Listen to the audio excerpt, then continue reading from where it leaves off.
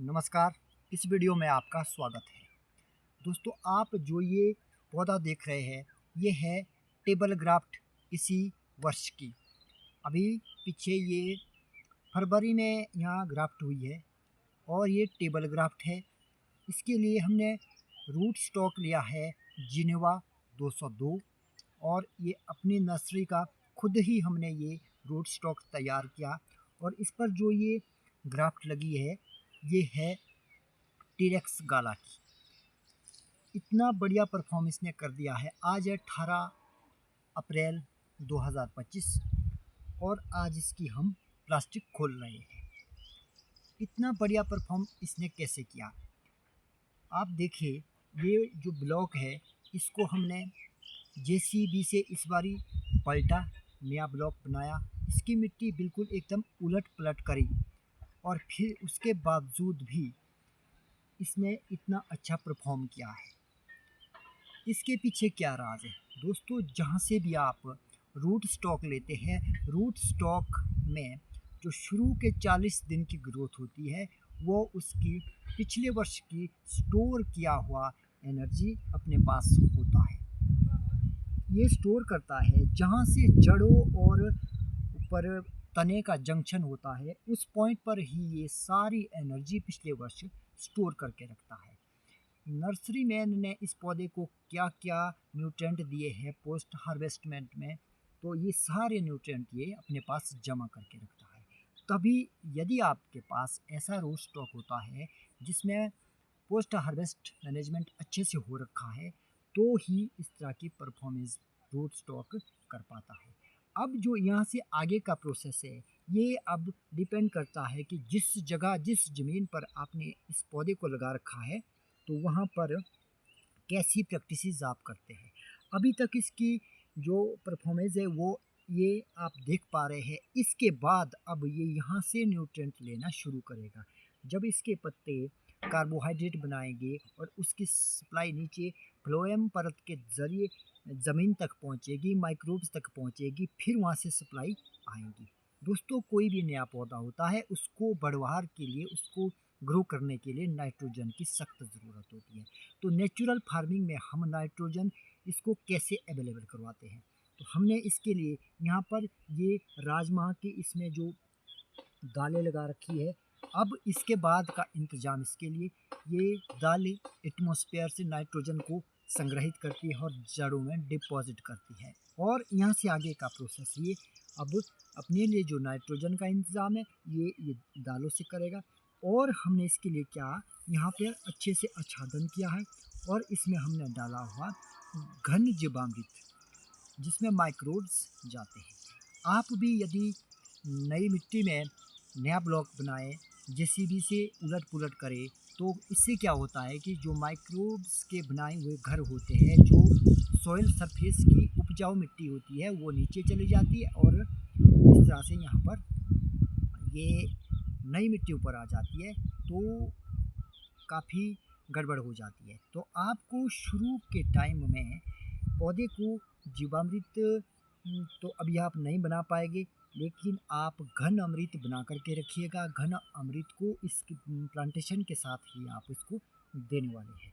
तो आप देखते हैं आज हम इसका प्लास्टिक की खोद रहे हैं। देखिए इसमें किस तरह की इसमें कॉम्पैटिबिलिटी हो रखी है, तो आप भी देख पाएंगे। ये आप देखें, ये देखिए जो इसका घाव है बिल्कुल ये कवर होने के लिए बिल्कुल आधा सेंटीमीटर से भी कम रह गया है। इतना बड़ी गजब का ये परफॉर्म कर रहा है।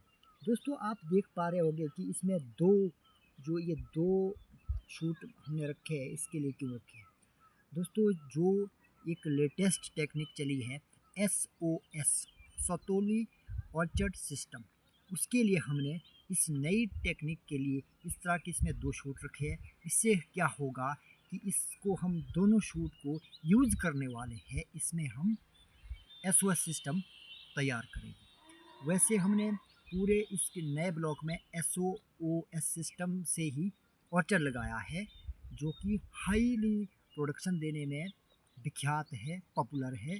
आने वाले वर्षों में ये पॉपुलर होने वाला है।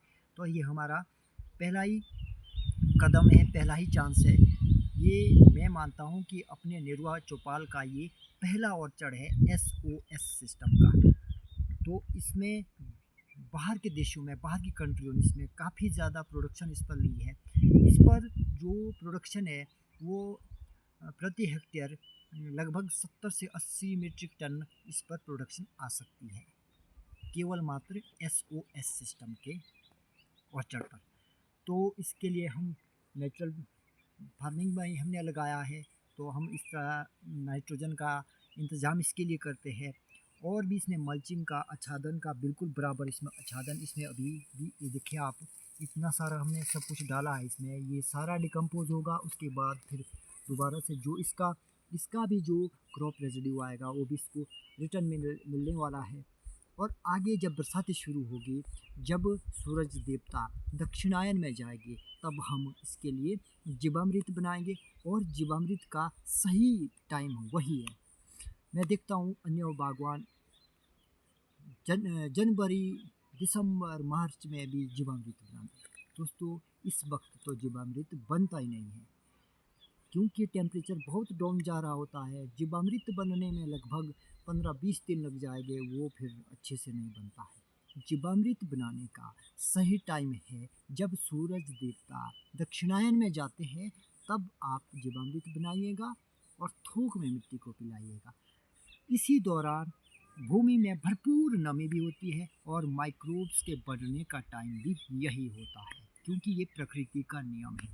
प्रकृति के नियम के विरुद्ध हम नहीं जा सकते, हमने सही टाइम का वेट करना होता है। और अभी प्लांटिंग के वक्त, आप जब प्लांटिंग कर रहे होते हैं उस वक्त आप जीवामृत नहीं बना सकते हैं, तो आप इस वक्त के लिए घन जीवामृत बना करके रखिएगा। और इसके जब प्लांटिंग करते हैं उसके साथ आप नीचे जड़ों के साथ भी गोबर की खाद के साथ मिला करके, घन जीवामृत को मिला करके आप डालिएगा, और अच्छे से ये इस तरह का परफॉर्म करेगा। आप देखिए जिनेवा के साथ गाला सियोनवुड की किस तरह की कॉम्पेटिबिलिटी है, आप देख सकते हैं एकदम। ये लगभग हमने इसको ग्राफ्ट किया है फरवरी में, मिड फरवरी में किया है, तो आधी फरवरी माने आप मार्च अप्रैल, 2 महीने में इतना परफॉर्मेंस ने कर दिया है।